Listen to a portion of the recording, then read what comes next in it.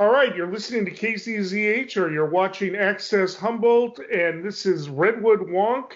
And wow, we have a lot to talk about tonight. Some people are actually saying that I don't want to say this, that the race is over, but that the selection of Harris may have won it for Biden. But why don't we talk a little bit about that? We've been discussing the vice presidential picks for a long time. We also want to get into tonight some of the Senate races, and we do want to discuss those executive orders that President Trump had issued on Saturday, seeming to think that the Constitution allows him to decide what gets spent rather than what money gets spent on rather than Congress. But we can get into that. I think we could do it in an hour. It's going to be tough. We've got a couple other things that you've brought up, but Kamala Harris. I was, probably hoping for Elizabeth Warren. I'm the progressive. I want universal health care, and I want all of these things. I want somebody who firmly supports them. After that, I was supporting Karen Bass. She got caught up a little bit in they don't want to jeopardize, Florida, any chances of winning in Florida, because apparently she traveled to Cuba a few times and made some comments that were not in line with a lot of Cuban Americans in Florida. They need Florida, and they can't do it by really angering the Cuban American vote there. So she was not picked. Of course, the others. Susan Rice was not picked. We did land on Kamala Harris. I think probably in terms of winning the election, it was probably the right move if you're just looking at it in that way. And he did pick somebody who could probably serve as is probably competent enough to serve as president should that come about, and that's certainly a big deal because Joe Biden is almost 78 years old, and he probably won't be more than a single term, and there's always the morbid aspect that he might not make it through a term at his age. So, Chuck, what are your thoughts on Kamala Harris as the vice presidential candidate? I'm very excited about it. She was my first choice. Like you, I would have been pleased with just about any of the choices he had, on his final list of 11 or 12. I think there was word that he had started with about 20 people on the list, got narrowed down in round one of the vetting to about 11 or 12. He had hoped to narrow it even more than that, but I think just reading the tea leaves, I think Kamala Harris was his first choice all along. Mm-hmm. Although he didn't want to make a snap decision, he wanted the full vetting to go ahead, which is smart and not surprising since he has been through that, obviously, before. And he knew a lot about the person he was looking for, given his experience with President Obama and that whole process. But I have a feeling Kamala Harris was his first choice all along. And I think, yes, she could step in as president on day one. She was my choice for president. And then after she dropped out, I was hoping that she would either be the vice presidential pick or he would say she's my first choice as attorney general or something like that. Maybe even White House chief of staff. But I really wanted her for vice president. Clearly, it puts her at the top for 2024. My guess is that Joe Biden, given his age, is thinking of himself as a one-term candidate only. Mm-hmm. So it clearly puts her at the top of the ticket for 2024. And think about the other 25, 26, 27 candidates who were running this year on the Democratic side. That's a very deep bench. So clearly a lot of those people are going to be in the Biden-Harris administration. She will be able to pick from among those folks, or maybe somebody we're not even thinking of now. So we could be at the beginning of a one-term Biden-Harris administration followed by a Harris and somebody else administration for possibly 2 terms. If that happens, there's a lot we can get done. And in the first term, in the first 4 years, there's going to be a lot of cleanup being done in the wake of this disastrous Trump administration.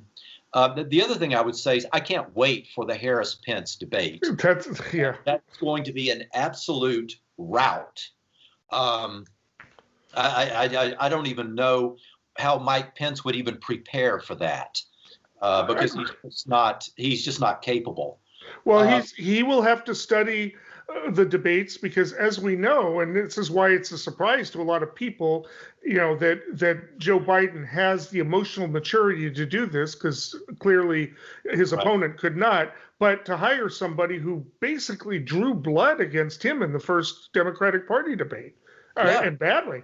And went up in the polls for a while, and really because she is aggressive, and of course the Trump is complaining because she was rude to Kavanaugh and Bill Barr and everything like that, but she's really good at it. I agree that it will be a fun debate to watch. I think what Pence will do is just stick to his talking points, maybe give kind of a wry, dismissive, condescending smile. Oh, isn't the woman cute kind of a thing. And that'll play well for his base. And then he can, just say, well, I let her win or something. I think that's going to be the way he does it. He definitely cannot go toe to toe with her. And he definitely cannot let her have him lose his cool. He's got to keep his cool, and he could probably come out of it fine. I do it, but it's going to be interesting because she's going to be prepared and she will go after him.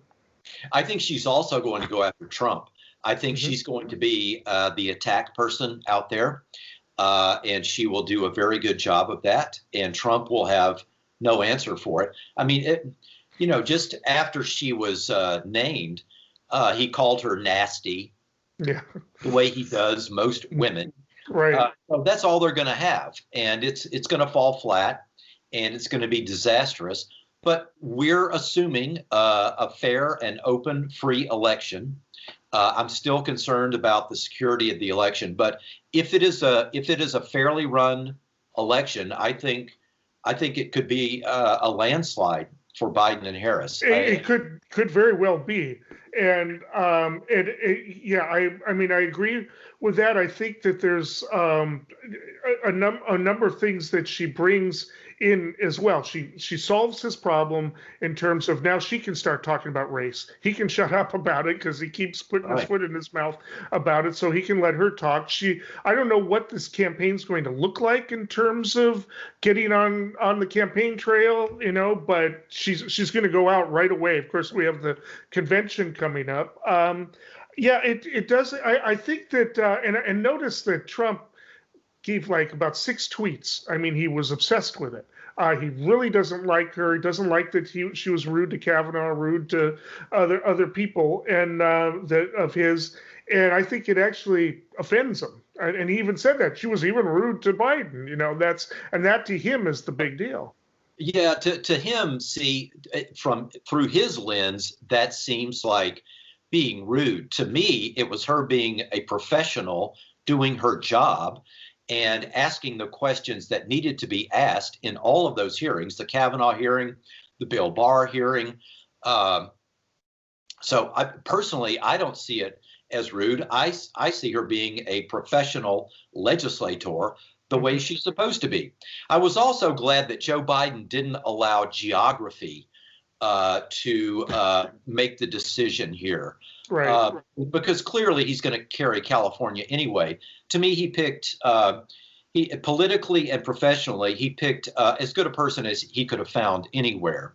And I'm really glad that he didn't allow geography to play a role in that, or at least, or maybe it did with some people on his selection committee, but ultimately, I think he picked the right person, and I think it's going to be a very difficult ticket for the Republicans to run against. I think they're going to have nothing except name calling.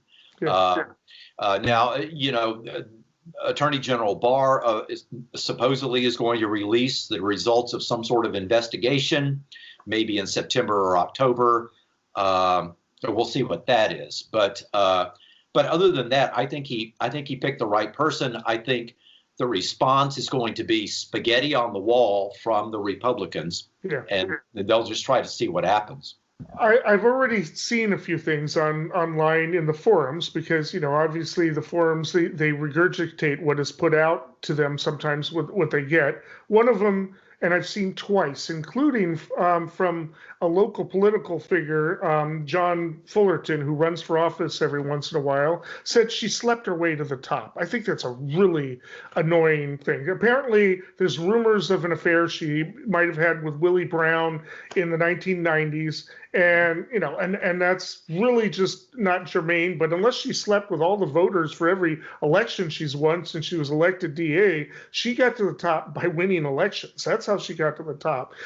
I think that will backfire. The other thing that they're attacking her on is apparently her father was upset with her one time. She cracked a joke, was asked a stupid question: "Have you ever smoked marijuana?" She said, "Well, I'm half Jamaican," and it was a joke. And the father took that, said that it was perpetuating negative stereotypes of Jamaica.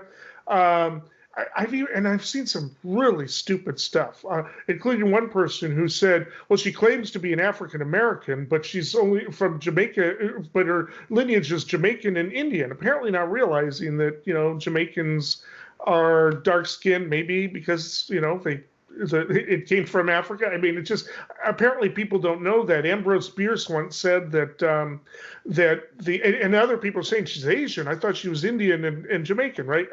Ambrose Bierce once cracked that war is God's way of teaching Americans geography. And I thought about that. We've never been at war with India or Jamaica, so maybe that's why people just don't understand where they are or anything about them.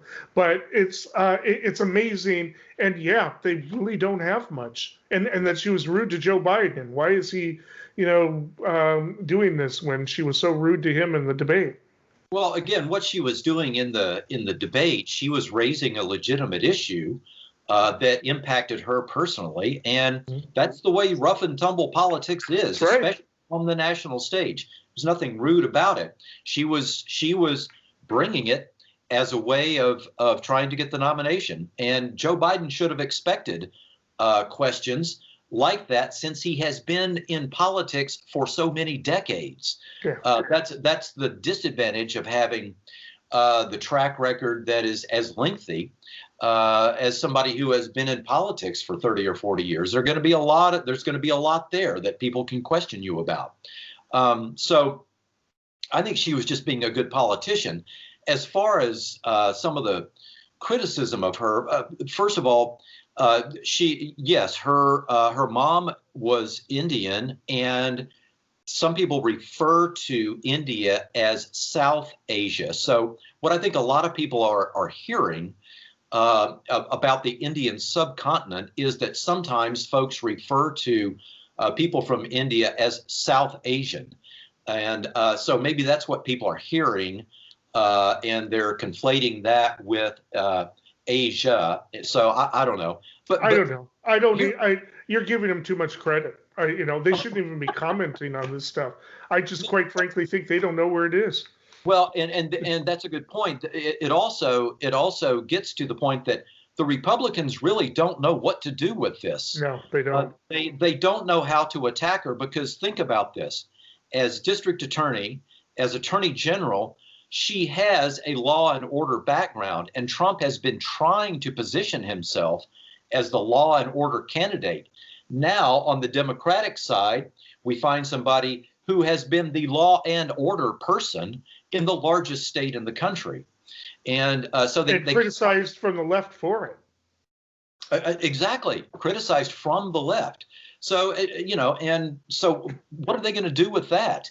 The other thing is that she has tough skin, and she's been on the national stage, and she has not only that, but let's face it, if you're running statewide in California, you already have all kinds of experience that will serve you well on the national stage. So I think that they're going to have nothing. I think that what you're going to see is an absolute personal smear campaign from the Trump organization, and that's all they're going to have. It's going to sound like a 7th grade student council race from their end, and it's going to sound like a presidential campaign from Biden and Harris. And people are going to see the difference and hear the difference there. I agree. I mean, I think this is I think that Trump's tweets yesterday, and actually even the official campaign response, which was just nasty, really played into that. Because people aren't in the mood for that right now. It's a pandemic. It's not 2016 when the economy was relatively good, still on its eighth year of expansion, and and people were maybe wanting some kind of change, and some people found them entertaining and fresh and honest and all of that. And again, as I said before, I think when people are dying by thousands every week, the economy is on the verge of a collapse, just holding on barely. And he gets into Twitter wars with Bubba Wallace and is carrying on about calling her nasty, which just brings back bad memories of his what he said to Clinton, and she used that against him effectively. It just looks like he doesn't look like a statesman. Right. And one other thing on that, I think the fact that there is a strong woman with brown skin on the Democratic ticket is going to bring out the most juvenile side of Donald Trump.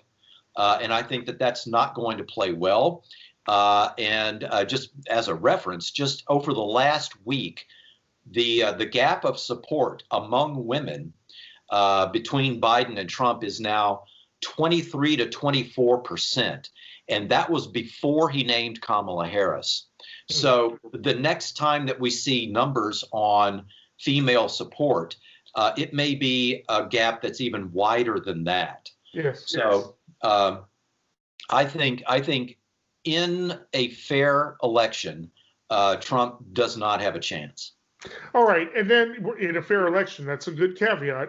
And then one last thing about Harris. You mentioned the women, and this is going to play well, I think, in the Philadelphia suburbs, because Trump has been playing to the suburbs, trying to play on racist fears. Oh, there's not going to be any low-income housing in your neighborhoods if I have my way. And he doubled down on that yesterday, or today maybe, I'm not sure, and the rest. And I want to talk a little bit about the polls, because as we move into kind of the next topic, which has kind of died out. I think one of the reasons Trump is also upset is I think he just absolutely resents the fact that he's not the center of attention for a couple of days, even no matter how much he tries to be. And what he wants to be discussed is his bold executive orders that he made over the weekend. One of them to not give a tax break. And this is key that a lot of people don't understand. You're not getting a payroll tax cut. It's a deference, which means you spend the money now to help his economy so that he gets reelected, and then you pay it back after the election. But the question is whether or not he even has the authority to do that, whether or not the congressional legislation gives him discretion. And he wants to also give $400 reduced payments from the $600. $400 payments, have the state pay one of it, and he'll take the other $300 of it out of FEMA, just as we're going into hurricane and fire season of all things. And that means that states have to implement it. That means that states have to apply for FEMA aid, basically. And do they have the money to provide that $100 for every unemployment candidate? No. So that's difficult. And again, he doesn't get to decide how FEMA money is spent. He's got some discretion, but it's got to be spent for emergency situations, that fit into the legislation. I don't know if any lawsuits have been filed yet, but I know they're being contemplated. I don't know who has standing besides Congress. But this was after the talks collapsed, among other things. The Republicans were at 200, and when I say the Republicans, you notice that McConnell wasn't even part of the discussions. It was a negotiation between the Democrats and the president's administration, because McConnell is saying he's got like 20 Republicans who won't vote for it under any circumstances. And some of them are upset with these executive orders. Senator Sassy referred to it as unconstitutional slop. And that earned him a Twitter war. And so, it just, there's a couple of other things he ordered, including some breaks with for student loans, which he may actually get to have that one go through, and I'd be fine with that. But the $400, it's really not enough. And the upside, I would say, is that I'm thinking maybe it'll land on 500, because I think the Republicans are also annoyed with them. They were at 200, hoping 400 would be the compromise, but now all of a sudden Trump has made that the offer, 400, and the Democrats are going to expect, well, we're at 600, you're at 400, you need to come up. So. Yeah, well, and even if the states did have that $100 that he's requiring in order to get the 300 from the federal government, Donald Trump doesn't have the authority to make decisions about an individual state budget to start with. So, and no, the executive branch is not where federal spending decisions are made. That's made by Congress. So, for me, it was all just political theater, so that it would end up on Fox News, so that his base would see him doing something. And I think he knows that his base probably would just take at face value whatever Fox told them he was doing. I thought it was also odd that he did that at his country club in Bedminster, New Jersey, in front of wealthy people who paid $350,000 to be initiated into that club. And they were not socially distanced. They were not wearing masks. They were booing the press when the press asked good questions about what was being signed and so on. So I think it was all for Fox News and his base, and that's the last we'll hear of it. None of it's going to happen. Right. Because he just doesn't have the authority to do it. But he doesn't care about any of that. He's just a reality TV show star. So results don't mean anything. It's just today's ratings. That's all that he cares about. Well, we don't have tracking polls anymore. Nobody wants to do them. Gallup stopped doing them in 2016. I think they didn't even do it then, and Rasmussen isn't even doing it. But we do have polls, and it's I haven't compared and contrasted with them. I think Biden has slipped, or Trump has gained a little bit in the polls over the last month, the national polls. I don't know if he's gained in all the right states or anything like that, but I saw a slew of polls come out today, and it looked like that Biden's still in the average of about 7% lead. Whatever he was hoping those executive orders were going to do, it hasn't done it yet.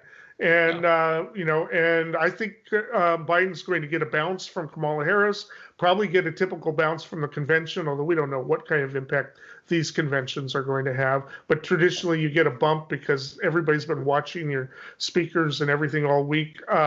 And so the question is will what's going to happen in the polls? I think the executive orders so far are a bust for him.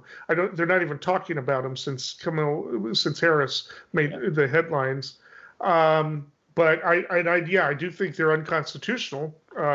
Will Congress even bother to file the suit, or will they just say, you need to get back here and negotiate with us? I don't know. They're stuck on how much money is being spent. And of course, the view of typical Republican arguments is the more you spend, the bigger the deficit is.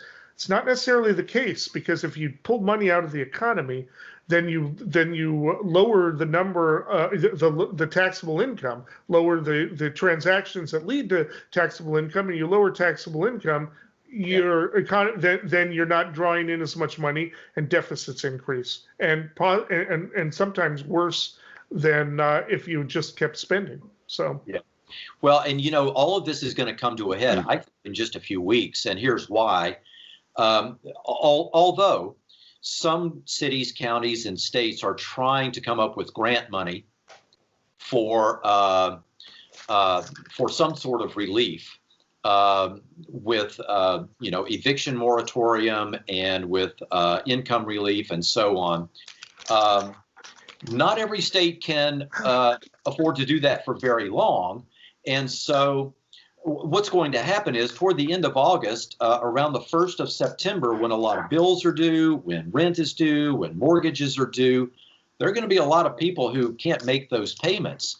And with the Republicans just saying no to everything, you're going to find a lot of people who are out of money, and some of them will have been evicted, And all that's going to fall on the Republicans because everybody knows where the holdup is. And it's with the administration and with the Republicans who are just refusing to do anything.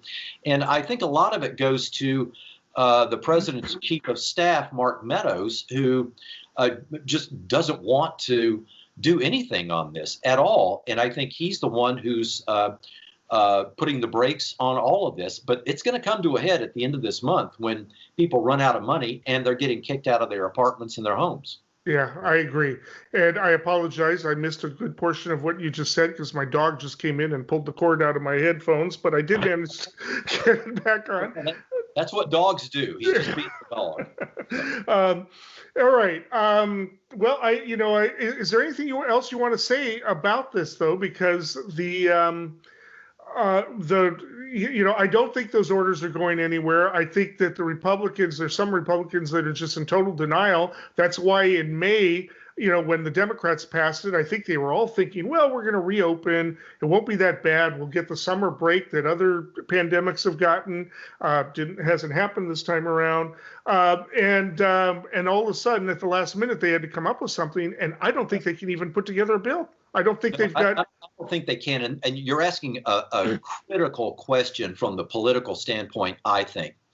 I'm a person who is of the view that a lot of people who still think of themselves as being in the middle, independents or however they want to label themselves, make decisions on something like this late in the game, like September and October leading up to the November election. And so whatever is last on their minds is going to have a huge impact.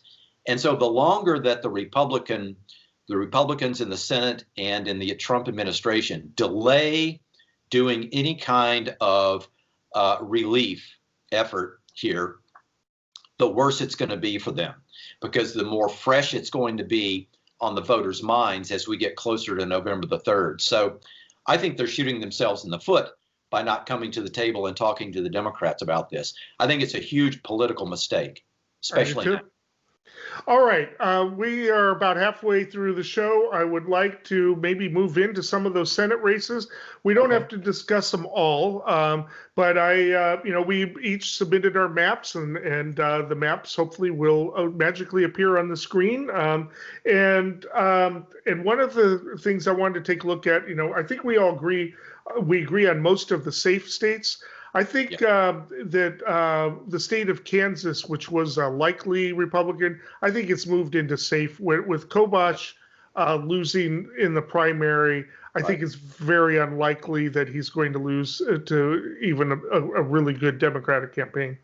Yeah, I think the Republicans in Kansas, Chris Kobach was a Trump guy, but the Republicans in Kansas, having seen a resurrection of the Democratic Party in Kansas, were very afraid of the primary.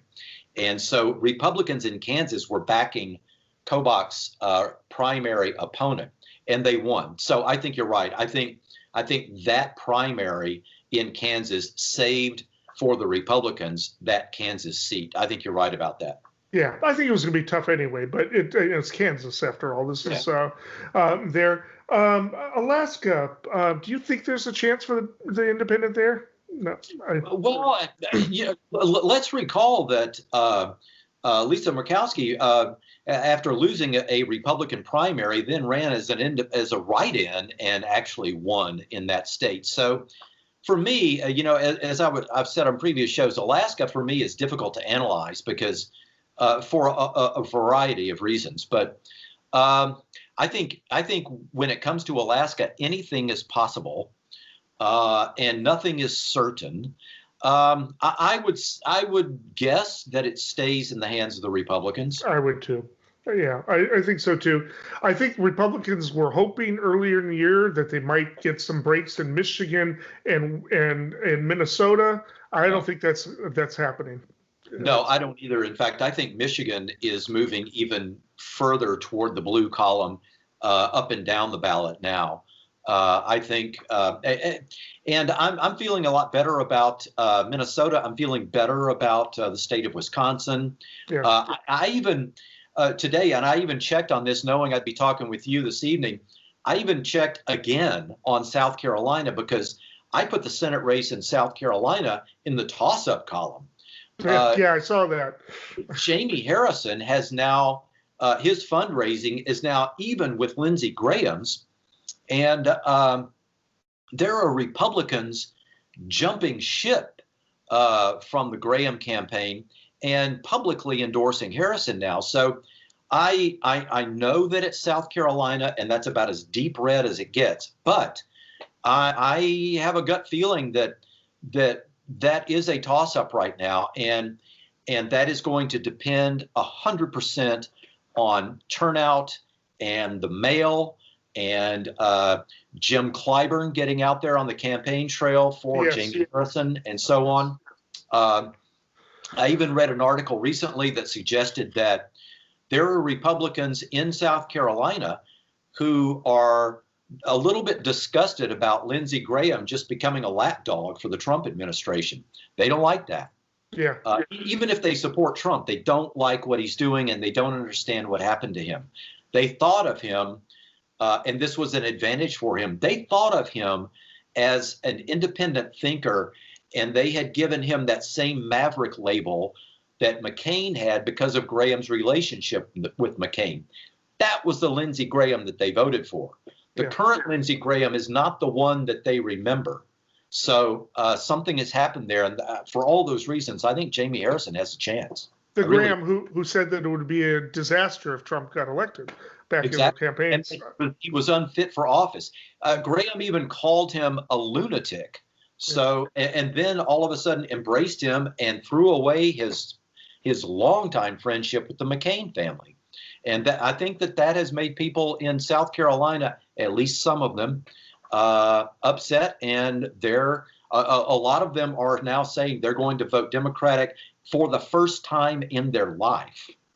Well, that's a sign, because there obviously, as we know from Biden, the South Carolina in the primaries was a very energized black vote, partly by Clyburn, but also I think they really are hyped up at this point. And I do think that they will be out in full force. Now, I think they're only, a third of the vote or something there, but still, if they come out in full force and the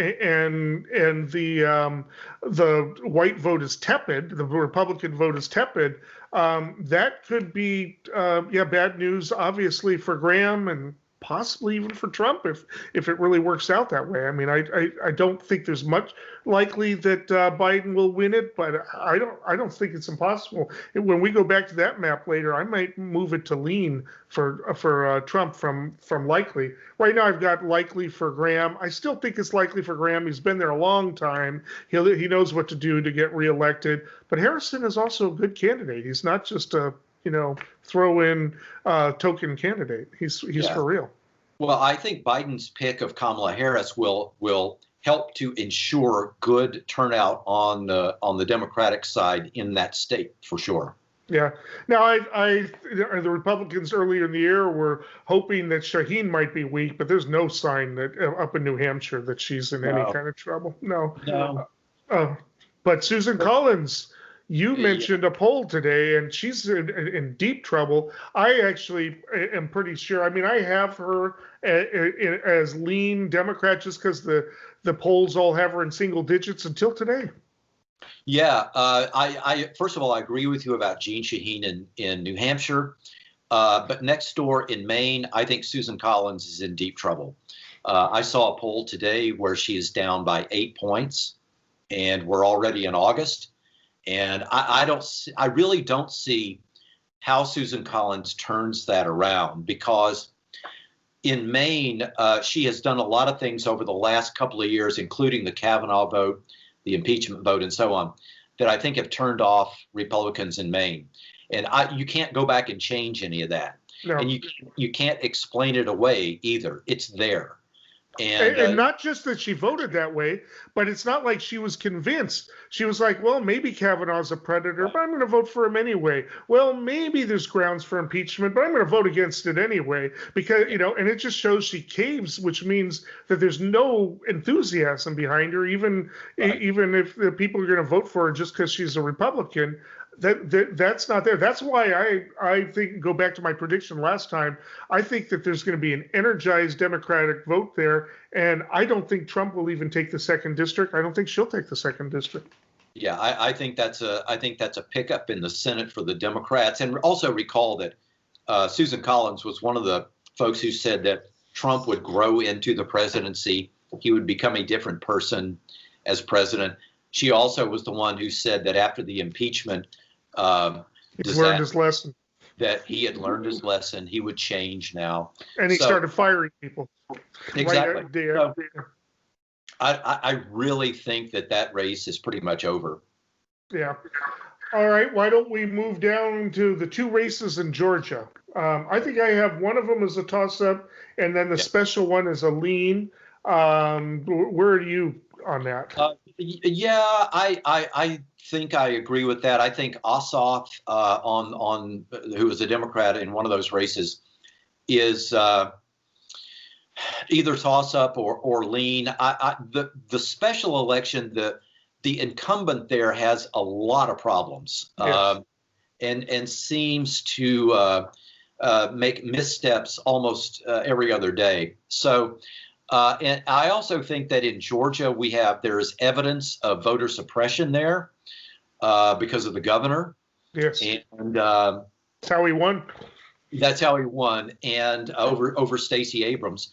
And so what I wrestle with there is whether high turnout in the Atlanta area for the blue can override red voter suppression coming from the other side. I think that's where it's going to be, because I think that the governor is going to shut down a lot of polling places for in-person voting.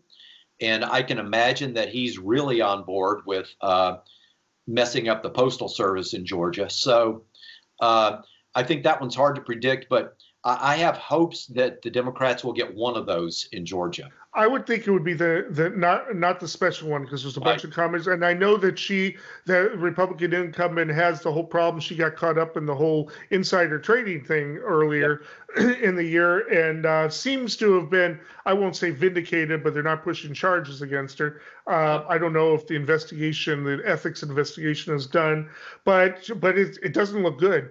That she was that she pulled out at that time. But I have that as lean Republican. I have Ossoff as a toss-up, but boy, he's aggressive. And when his opponent, the incumbent, came out with that anti-Semitic ad increasing the size of his nose, he was pretty aggressive about it, and it put him on the defensive.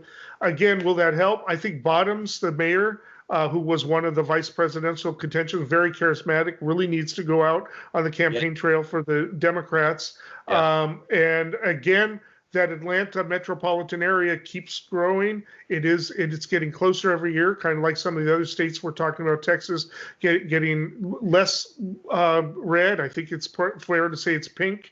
The other southern states don't really have metropolitan areas like that. Alabama, Mississippi, not quite like Atlanta. And a lot of tech people are moving into Atlanta. A lot of educated people, and it's if not this time, the next time. But I definitely think that that's a chance, and I definitely think that the Democrats should be pouring money into it, which I think they are. We note that the Republicans are starting to consolidate.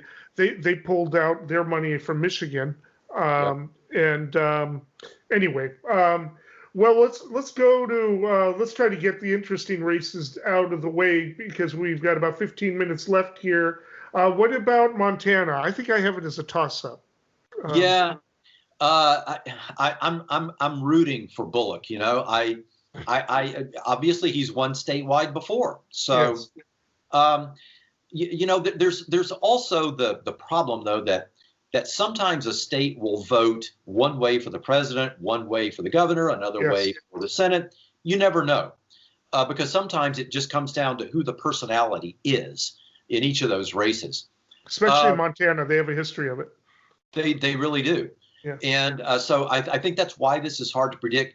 However, I think that Bullock probably would not have jumped into this unless he had some polling that showed some vulnerabilities that would play to his advantage. And so I don't have it as toss-up yet, but I think that he has a real chance. I wouldn't be surprised if he did not win, though.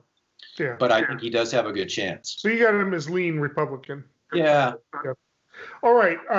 Arizona, I think that one's going to flip. You got an astronaut who's, the husband of the woman who's the victim, Gifford, and you got a really unpopular Arizona. Arizona's got a lot of conservative people, so that's what always makes me uncertain. But a lot of Californian people have moved in there. A lot of Latinos are voting there. While I wouldn't put it quite as strongly as Maine, I'm pretty sure that one's going to flip, and I think it'll be a case where the senator actually has coattails, which will benefit Biden as opposed to vice versa. I think you're right. I agree 100%. First of all, I think Mark Kelly, the former astronaut, is a terrific candidate. Just a spotless career and very bright guy. And I think the other thing about Arizona is that with the amount of, and I don't know what the percentage of the electorate is, but it skews older, obviously, because a lot of retirement communities there, yes. And a lot of those folks depend on vote by mail. Yet Trump is trying to shut that down. So in a place like Arizona, he's going against his own base of support there.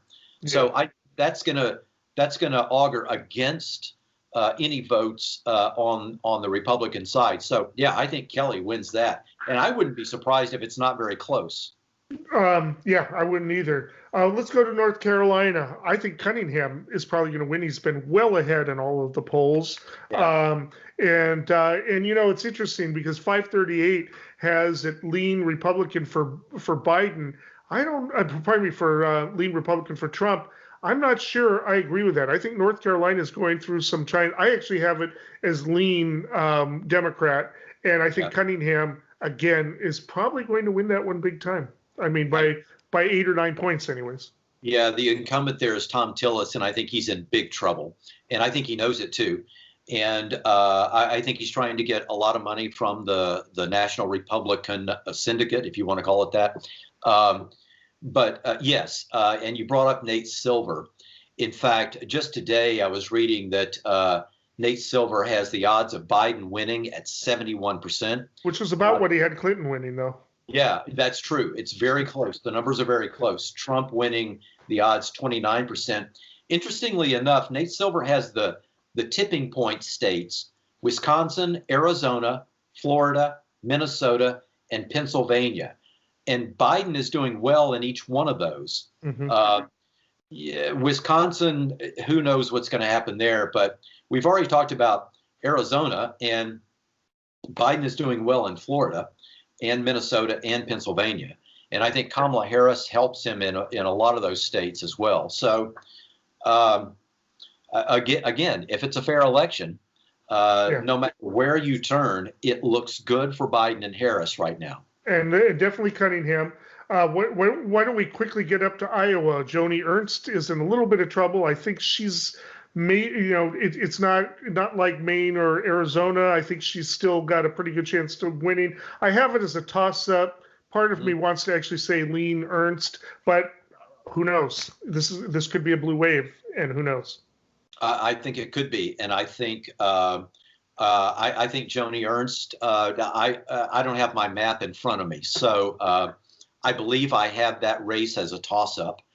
If I don't, it should be. Yeah. I have a gut feeling about Iowa. I think it's going to go blue, Senate and presidential.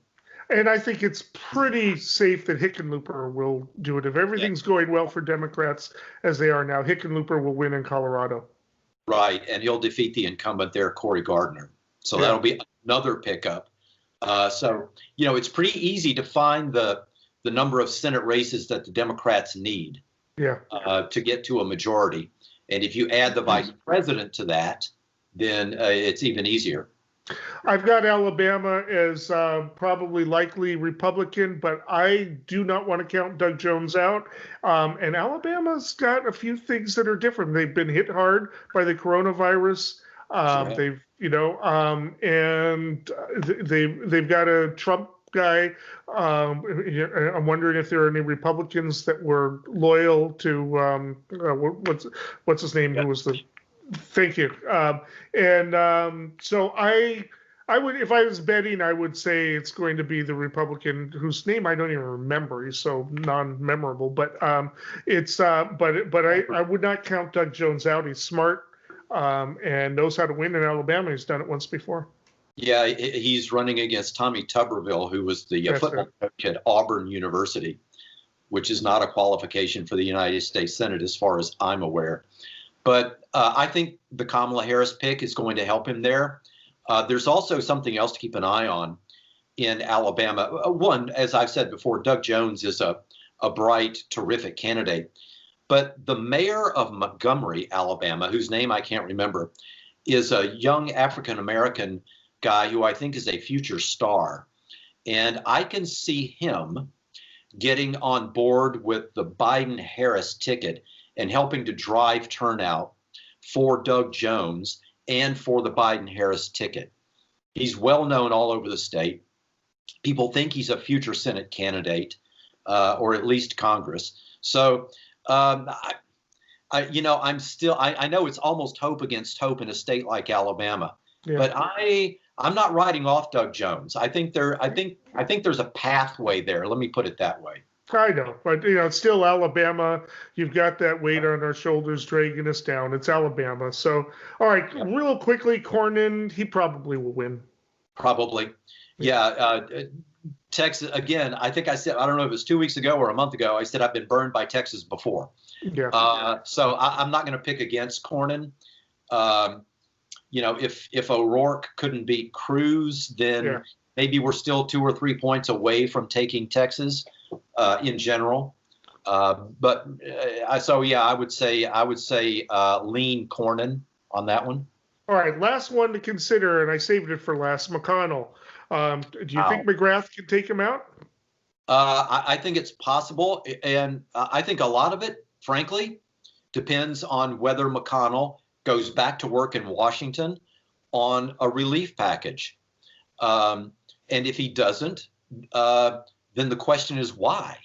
What were you doing? What were you thinking? People in your state are hurting. Businesses are closing. People are not able to pay their bills. They're being evicted. Why are you not doing your job? I mean, if he does nothing, and so far it looks like he's going to do nothing, then he's handing an ad to the Democrats. So again, it's the Republicans making the calculation to hitch their wagon to Donald Trump as Donald Trump keeps going spiraling downward. And it makes no political sense. So, am I predicting a McConnell loss? Probably not. But I think he could lose it. McGrath has raised money. And she knows how to compete there. She's got a pretty good campaign. I saw one poll that looked really bad for her, 17 points down, but then a couple days later she was 5 points down. Clearly, she's got to climb out of a hole, but who knows? And McConnell is not popular nationally for sure. Who knows how popular he is in Kentucky? All right. Well, that brings us towards the end. We didn't get into, maybe next time we'll get into because, it's predictions time. I am going to predict that, again, I don't know what's going to happen in October. I don't know what the October surprise is going to be coming from Trump. And I'm a little bit gun shy about this because I predicted Hillary Clinton winning 4 years ago. But I think the selection of Kamala Harris may have been the deciding factor that wins. And with that, because we didn't get into it, means she becomes vice president. And next time around, maybe we need to speculate on who Gavin Newsom will replace her in the Senate seat with. And there's a bunch of choices, everybody from Karen Bass to Padilla to even Dolores Huerta's being named. And she's 90, but everybody says, yeah, she's 90, but she's got the energy of a 60-year-old, right? So it's There's Um, Congresswoman Barbara Lee from Oakland, and Karen Bass, Eric Garcetti, Padilla, Becerra. Yeah, I've got pages. I should show you. I have pages here on that. Katie Porter, Exactly. and there's even a local draft. There's even a local draft Huffman movement right now. There's people pushing that. So Jared Huffman. So anyway, but that is my prediction. I think that that it was not my favorite pick because there are people I'd rather see being president than Kamala Harris. But I do think that it was the best pick for him for Biden in terms of winning the election. And I just, I don't want to be wimpy about this. I think that that Biden will win the election, possibly in a landslide, but I'm going to stick to just the way I think he's going to win the Rust Belt now entirely, except maybe Ohio. I think he's going to win an inside straight up there, Pennsylvania, Michigan, Wisconsin, and Minnesota. And I think she's going to energize the vote. She's going to energize the black vote. She's going to energize the suburban women, particularly like the Philadelphia suburbs. I think that's why it really does it. That like her, they actually like law and order to a certain degree, even though they're left of center in a lot of ways. And I just I don't see what Trump does unless there's a miraculous economic recovery sometime between now and November, and Trump can take credit for it. I just don't see how this is going to happen. And I have to wonder, are there evangelicals out there who are saying maybe this pandemic was punishment for God for electing Trump? I mean, if I was an evangelical, I'd have to wonder, right? If I believe that God did that kind of a thing, and because I just think it's going to be soft. I'm going to give you the last 2 minutes for your prediction. Well, yeah, okay.